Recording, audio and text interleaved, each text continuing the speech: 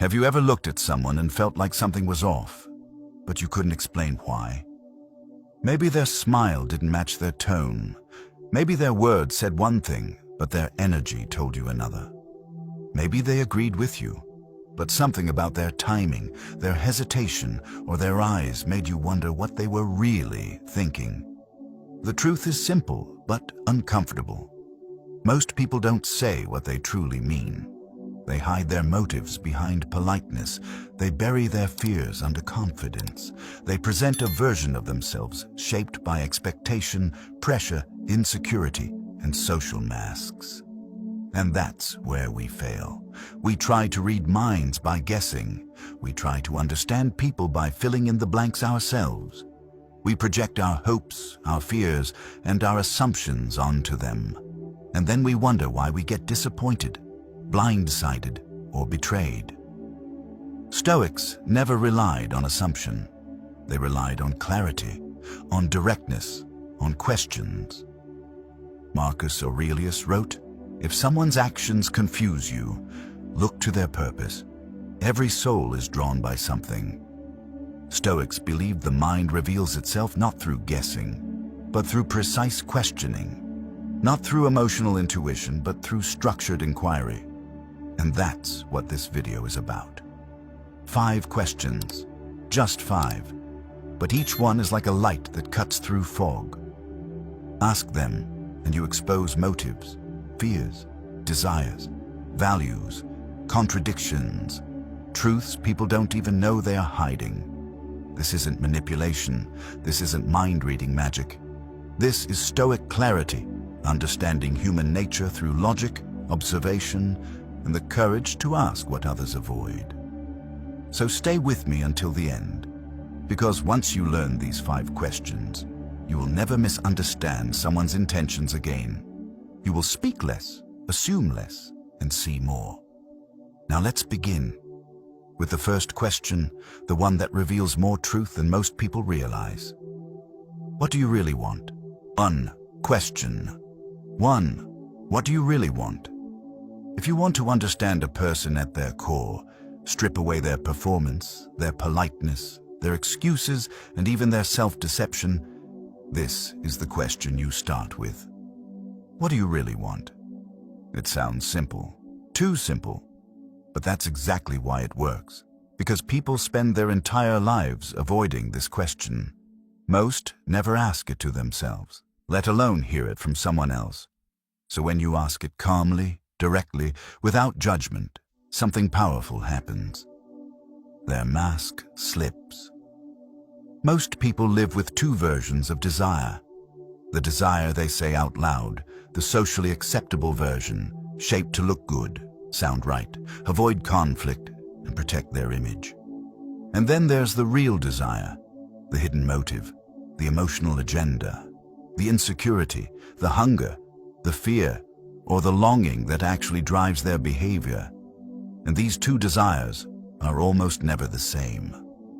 Someone says they want peace, but what they really want is control. Someone says they want advice, but what they really want is validation. Someone says they want closure, but what they really want is reassurance. Someone says they want honesty, but what they really want is comfort. Stoics understood this better than anyone. Marcus Aurelius wrote, "Look within, everything begins there." He wasn't talking about meditation apps or morning routines. He meant that the truth of a person is found in their intention, not in their words. This question does not challenge the person. It challenges their story. And when the story cracks, the truth walks out. When someone explains a situation, they usually stay on the surface. What happened, what they think, what they prefer. But when you ask, what do you really want? You shift the entire conversation from narration to motive. And motive is where human behavior becomes predictable, readable, and incredibly clear.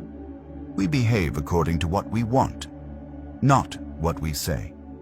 A co-worker complains about workload, but what they really want is recognition. A friend gives you advice, but what they really want is influence. A partner argues about something small, but what they really want is reassurance. Motives create actions, and actions reveal character. So if you see the motive, you see the person. The key is in how you ask it. Say it with intensity and it feels confrontational. Say it with softness and it feels like therapy. Say it with neutrality, and truth emerges on its own. Stoics practiced calm inquiry. No raised voice, no assumptions, no emotional pressure, just grounded curiosity. You're not pushing them, you're giving them a mirror. Imagine someone says, "I just think we should talk about this again." Most people respond to the words. A Stoic responds to the motive and asks, "What do you really want out of this conversation?" Suddenly, the fog clears. Maybe they want reassurance. Maybe they want control. Maybe they want an apology. Maybe they want validation. Maybe they want attention. Maybe they want to test your boundaries. Whatever the answer is, it reveals more than the entire conversation ever could. Watch their reaction closely. If they pause, look away, repeat the question back to you, or stumble, that means they've been operating from an unspoken motive. They didn't expect transparency. They didn't expect directness. They didn't expect someone to cut through the performance. And even if they lie, avoid the question, or give a shallow answer, that itself is data. Avoidance means fear. Vagueness means hidden agenda. Over-explaining means insecurity. Defensiveness means attachment. Quick answers mean rehearsed narratives. Even dishonesty reveals the truth beneath the truth. Use this question when someone is vague, emotional, overly persuasive, inconsistent, or repeating behaviors you don't understand. Use it when the conversation goes in circles. Use it when someone wants something from you but won't say it directly. Use it when you need clarity, not guesswork. And if you want to go deeper, follow it with the Stoic second strike. And why is that important to you? Now, you aren't just reading their mind. You're reading their values, wounds, fears, and emotional blueprint. You cannot understand someone's actions until you understand their wants. You cannot read their behavior until you read their motive. And you cannot know their motive unless you ask, "What do you really want?" Because clarity begins with desire. Everything else flows from that. 2. Question 2. What outcome are you afraid of? If the first question exposes desire, the second exposes fear. And if you want to read someone's mind, there's no force on earth more revealing than fear. Because fear shapes decisions faster than logic, louder than words, and deeper than intention. When you ask someone, "What outcome are you afraid of?" you're not asking them to confess weakness. You're asking them to show you the internal tension that's driving their behavior. The thing they're trying to avoid, escape, or hide. Everyone has a fear beneath their choices.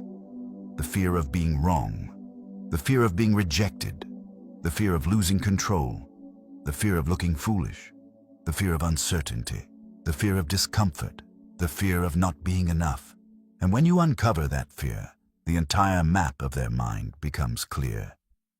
Seneca once wrote, "We suffer more in imagination than in reality." He wasn't being poetic. He was describing the exact mechanism that controls most people. Their imagination of a painful outcome is stronger than the outcome itself. This question forces a person to bring that imagined pain into the light. And once fear is spoken out loud, it loses much of its power and reveals a lot of truth. Most people don't argue because of what's happening. They argue because of what they're afraid might happen. They aren't avoiding a conversation because it's hard. They're avoiding it because they're afraid of the fallout. They aren't seeking your approval because they admire you. They're seeking it because they fear disapproval. Fear is always the invisible architect behind the scenes. Imagine someone hesitating about a decision, dragging their feet, giving mixed signals. If you ask, "So, what do you want?" you get surface-level answers. But if you ask, what outcome are you afraid of? You unlock the truth hidden under all the noise. Fear of failure, fear of regret, fear of embarrassment, fear of disappointing someone, fear of losing something valuable, fear of being seen clearly. Everyone is afraid of something. They just don't admit it until someone asks the right question. This question works especially well in conflict, emotional conversations, negotiations, relationships, and any time someone's behavior doesn't match their words. Because people rarely resist desire, but they always resist fear. They will bend reality, twist narratives, and sabotage opportunities just to avoid an uncomfortable outcome. When you ask this question, watch their body language. Most people won't answer directly at first. They'll deflect. I'm not afraid of anything. I just don't want drama. It's not that deep. I just think timing is wrong. These are fear disguises. Stoics didn't judge fear. They observed it. They knew that once fear is identified, behavior becomes predictable. If someone fears being judged, they'll stay safe, agreeable, non-confrontational. If someone fears losing power, they'll become controlling. If someone fears abandonment, they'll over-explain, cling, or panic. If someone fears conflict, they'll hide behind silence or passive-aggressive behavior. If someone fears failure, they'll procrastinate, delay, or self-sabotage. What someone fears determines how they behave. And once you know their fear, you can predict their next move with surprising accuracy. But here's the Stoic secret. You don't ask this question to expose them. You ask it to understand the emotional lens they're using to see the world. You're not interrogating them. You're helping them confront the thing controlling their actions. That's why the tone matters. Ask it gently. Ask it with curiosity. Ask it like you're trying to understand, not like you're trying to win. What outcome are you afraid of? It's a question that disrupts defensiveness. It disarms pride. It bypasses the surface-level narrative. It pulls the conversation out of the fog and into the light. And even if they refuse to answer, their avoidance reveals everything. People don't avoid neutral questions. They avoid the ones that hit the truth. If you want to predict someone's behavior, do not ask what they want. Ask what they fear losing. Because fear is the most honest compass of human nature. It points directly to vulnerability, insecurity, and emotional truth. When you understand someone's fear, you understand the real reason behind their hesitation, their aggression, their silence, their excuses, and their inconsistencies. And once you see their fear clearly, you see their mind clearly. Question 3. Why now? If the first question reveals desire and the second reveals fear, this third question reveals timing, and timing is one of the strongest indicators of a person's true intent. Because people rarely act randomly. They act when something inside them pushes, pressures, or benefits from choosing this exact moment. When you ask someone, why now? You're essentially asking, why did this become urgent today? Why not a week ago? Why not tomorrow? What changed?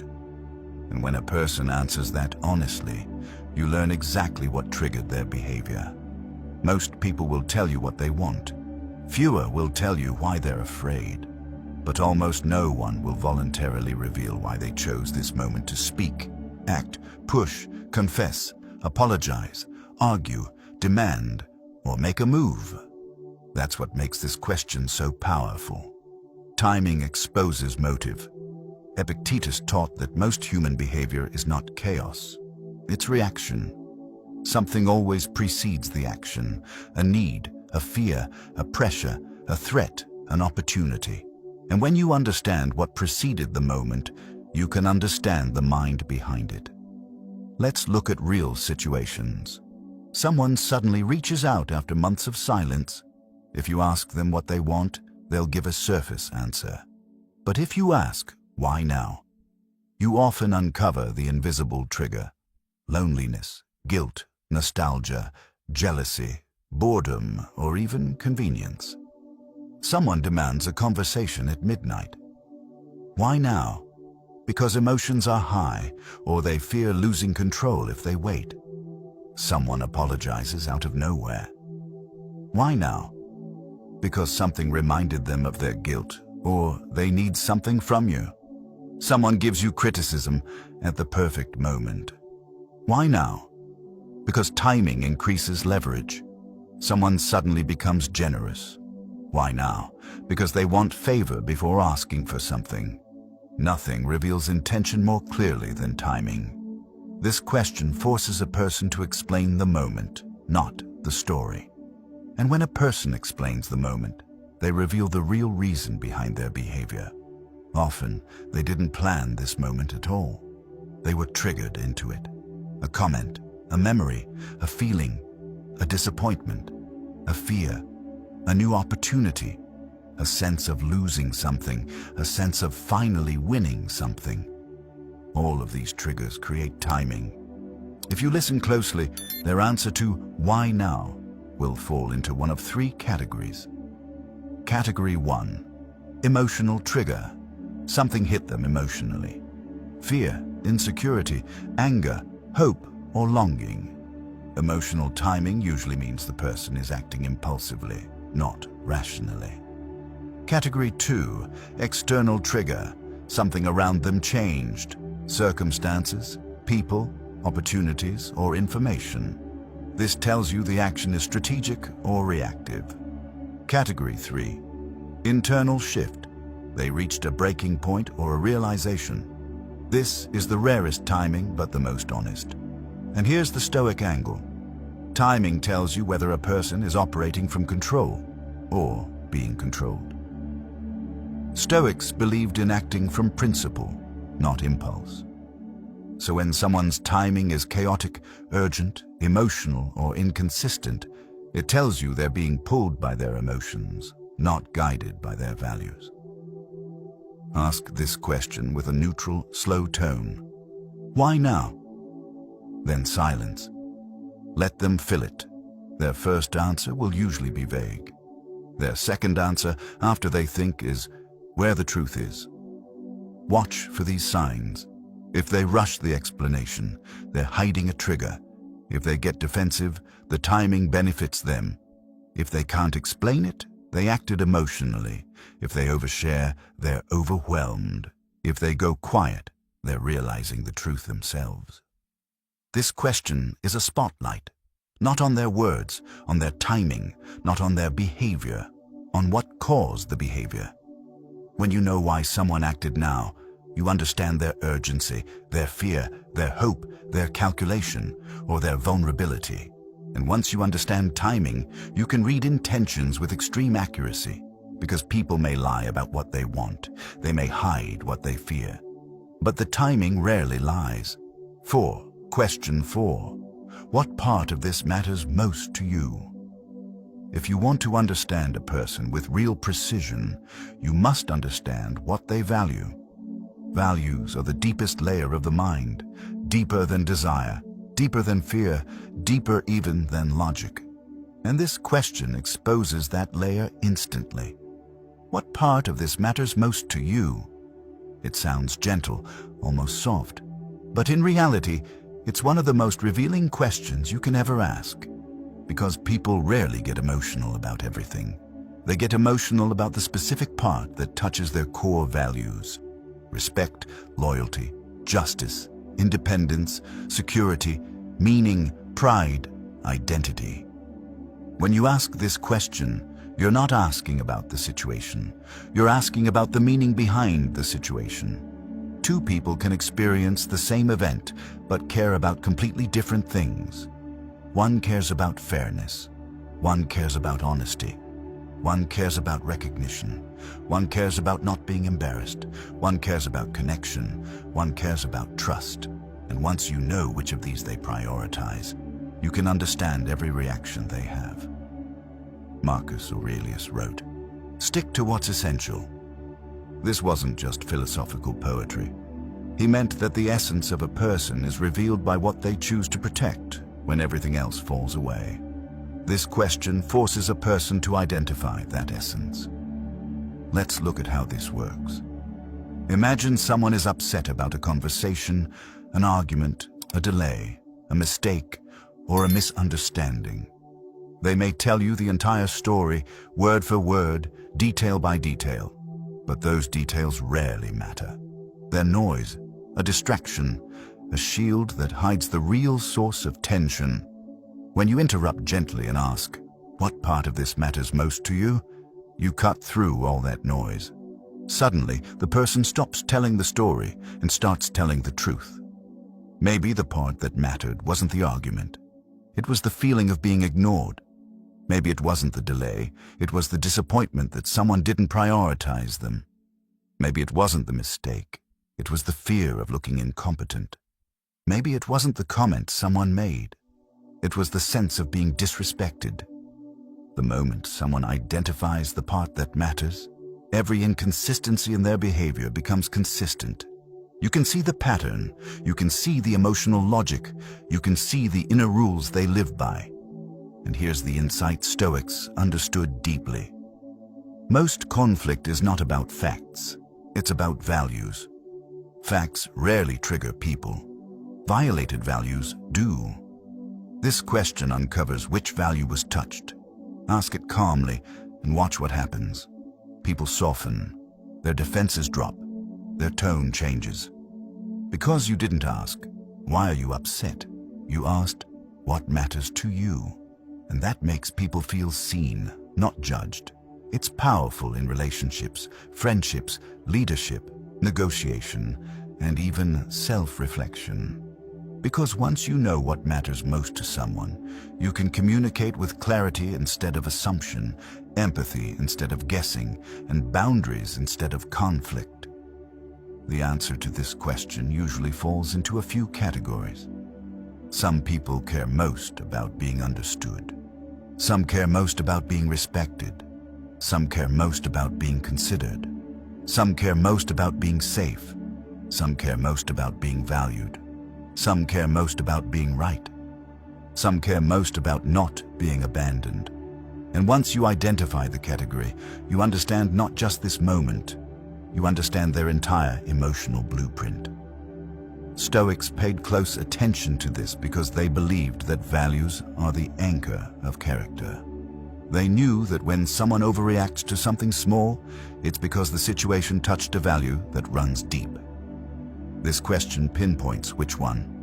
If you want to read someone's mind without guessing, assumptions or emotional noise, ask them, "What part of this matters most to you?" Because when a person tells you what matters to them, they're telling you who they are. They're revealing what they guard, what they protect, what they fear losing, and what they hope to experience.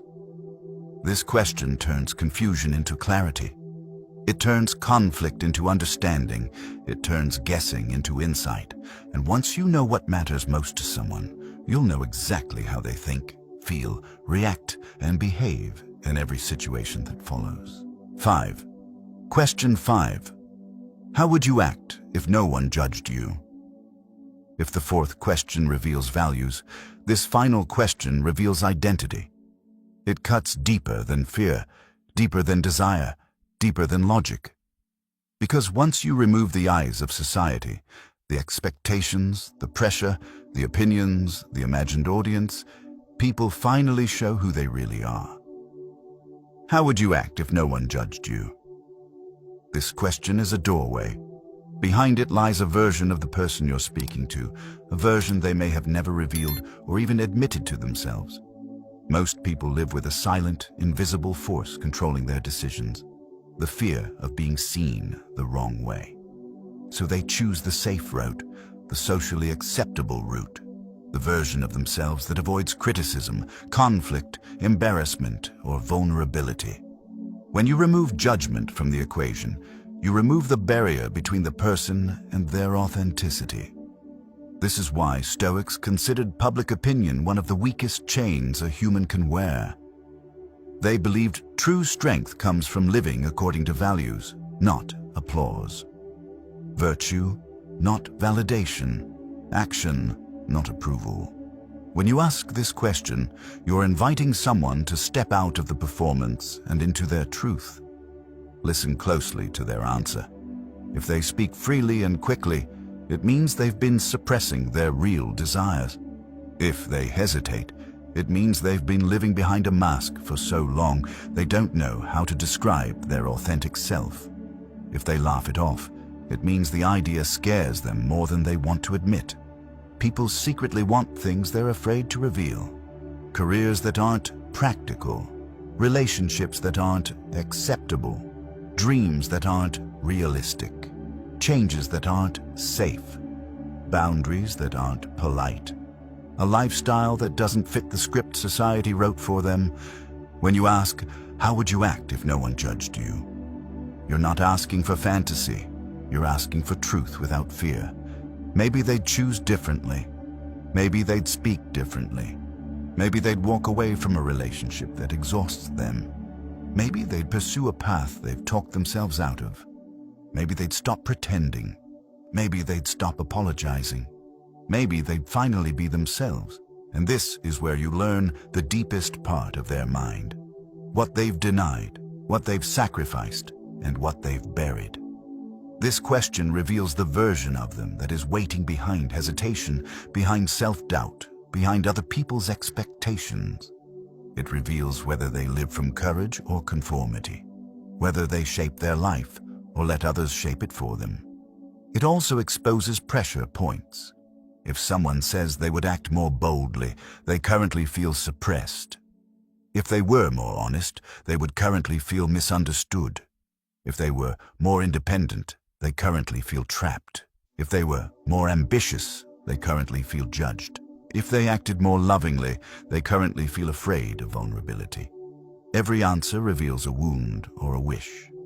Stoics believe that a person is most free when they stop allowing the world to dictate who they must be.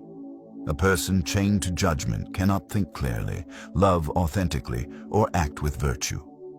This question tells you exactly where those chains are. And even if they give an indirect or guarded answer, pay attention to what they emphasize. The tone, the emotion, the longing, the relief at imagining a life unfiltered, the fear of admitting what they truly want. Because the way a person describes their freedom shows you where they feel trapped. Ask this when someone is confused, conflicted, inconsistent, or clearly torn between who they are and who they feel forced to be. Ask it when someone's actions don't match their potential. Ask it when you see them shrink to fit expectations or when they avoid choices that lead to their growth. This question reveals their authentic self. And once someone's authentic self is visible, their motives, fears, choices, values, and behaviors all make sense. You can read their mind, not because you're guessing, but because they finally spoke the truth without the weight of being judged.